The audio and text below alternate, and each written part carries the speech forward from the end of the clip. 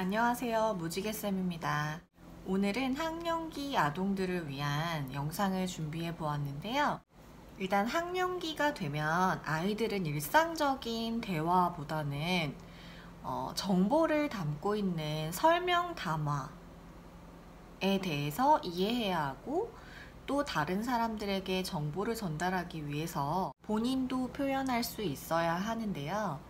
그래서 오늘은 설명 담화를 이해하고 또 요약하고 또 말할 수 있는 방법을 지도하는 방법을 준비를 해 보았습니다. 설명 담화에는 4가지 유형이 있는데요. 첫 번째는 가장 쉬운 구조인 수집, 그 다음 단계에서 비교 대조, 또 원인 결과, 문제 해결 구조로 나눌 수가 있어요. 그런데 저는 오늘 이 중에서 비교 대조 설명 담화와 원인 결과 설명 담화에 대해서 활동하는 방법을 알려드리려고 하거든요. 일단 설명 담화글을 가르치실 때 제가 생각하는 팁은, 설명 담화글에 아까 4가지가 있다고 했잖아요.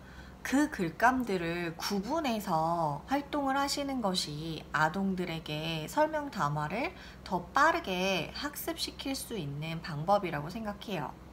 그래서 이제 우선적으로 수집 구조의 글들이 가장 쉽기 때문에 가장 먼저 그 수집 관련된 글들을 먼저 가르치시고요. 그 다음에는 비교 대조 설명 담화글만 또 모아서 아동들과 함께 요약하기 활동을 해주시고, 그 다음에 원인 결과 설명 담화글 이해하고 요약하기 활동을 해주시고, 가장 마지막에 문제 해결 설명 담화글을 모아서 활동을 해주시는 거예요. 그렇게 하다 보면 아동들이 이런 비슷한 내용의 설명 담화글은 이런 식으로 요약하면 되겠다, 또 이런 원인 결과를 담고 있는 설명 담화글은 이런 비슷한 구조로 되어 있구나를 조금 더 쉽게 파악할 수 있거든요. 근데 이 4가지 구조를 왔다 갔다 하면서 그냥 글감을 제시하다 보면 아동들이 조금 혼란스러워질 수가 있어요. 그래서 언어 능력이 조금 지연된 아동들일수록 이제 그 설명 담화글을 좀 영역별로 따로따로 구분지어서 가르치시다 보면 빠르게 효과를 보실 수 있을 거예요. 일단 우리나라 교과서에서는 1학년부터 요약하기 과제들이 나타나고 있어요. 또 여러 가지 연구에서 보면 초등학교 저학년 때는 요약하기 능력이 미숙하기는 하지만 계속해서 발달하고 있고, 또 이렇게 요약하는 능력은 성인기에 이르기까지 계속해서 발달하는 이제 그런 언어적인 능력이에요.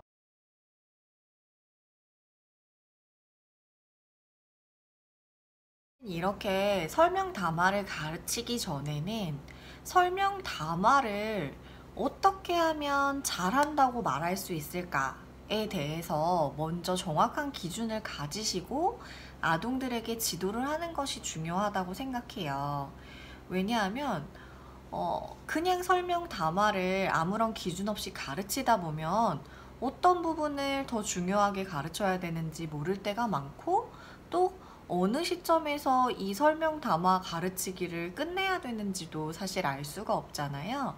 그래서 제가 다양한 연구들을 통해서 이 설명 담화를 잘한다는 기준이 무엇인지에 대해서 간략하게 설명을 드릴게요. 이 설명 담화를 이제 이해하고 요약하는 능력을 알아보기 위해서 일단은 도식을 활용한 활동을 할 텐데, 이 도식을 활용하면 아이들이 어떤 부분에서 어려움이 있는지를 한눈에 알아보기가 쉽거든요. 그래서 일단 도식 채우기 활동을 먼저 하신 후에 아동이 그 도식을 보고 스스로 아까 읽었던 설명 담화글을 요약해서 다른 사람에게 전달하는 것까지를 활동을 할 건데요.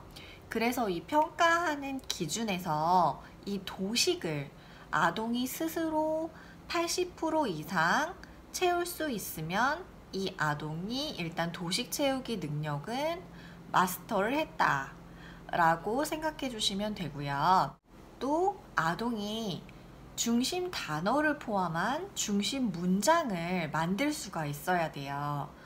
이 부분에서 이제 가장 어려움을 겪기 때문에 제가 조금 있다가 이 중심 문장을 만드는 방법도 소개를 해드릴게요. 그리고 세부적인 내용들이 긴밀하게 연결이 되어야 돼요.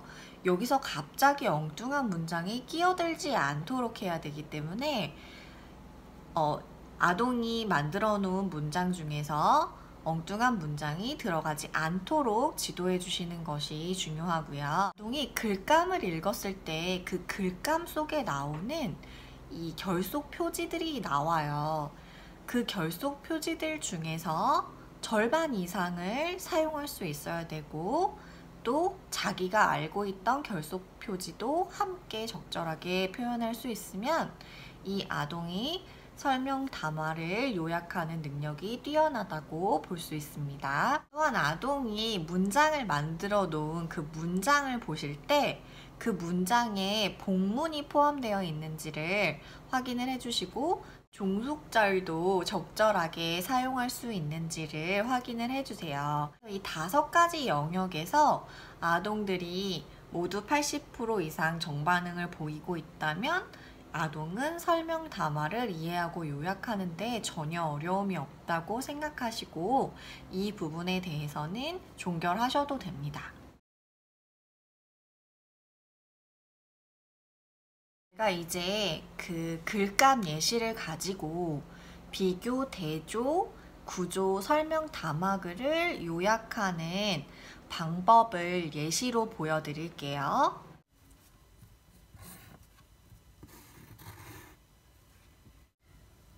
비교, 대조, 설명글에 사용할 수 있는 도식인데요. 이 도식 그 템플릿은 제가 유튜브 설명글에 링크로 남겨놓을 테니까 필요하신 분들은 사용해 보시면 좋을 것 같아요.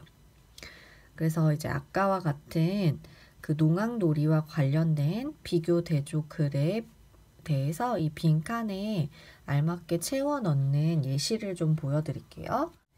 이렇게 도식을 사용해서 아동과 함께 활동하다 보면 아동이 중심 단어를 찾아내지 못하는지 혹은 차이점을 한 가지만 적는다든지 아니면 공통점을 찾지 못한다든지 하는 어떤 부분에서 문제가 있는지를 정확하게 파악해낼 수가 있어서 이렇게 도식을 사용해서 활동해 보시면 좋을 것 같습니다.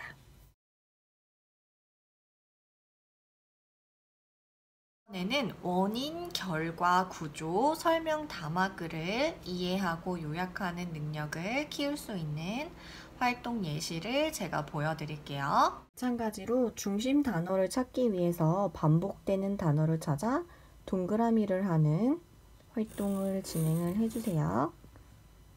네, 이번에는 원인, 결과, 설명글에 대한 도식인데요.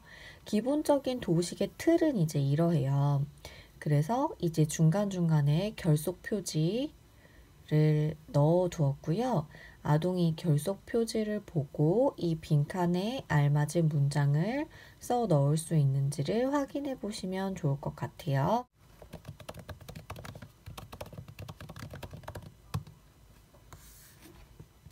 네, 여기까지 이 2가지 도식을 모두 아동이 채워 넣을 수 있었다면은 이 도식을 보면서 아동이 설명 담화를 요약해서 다시 말하기를 할 수 있는지를 확인해 보시면 됩니다. 네, 그럼 다음 무지개쌤의 영상도 기대해 주시고 도움이 되셨다면 좋아요와 구독으로 응원해 주세요.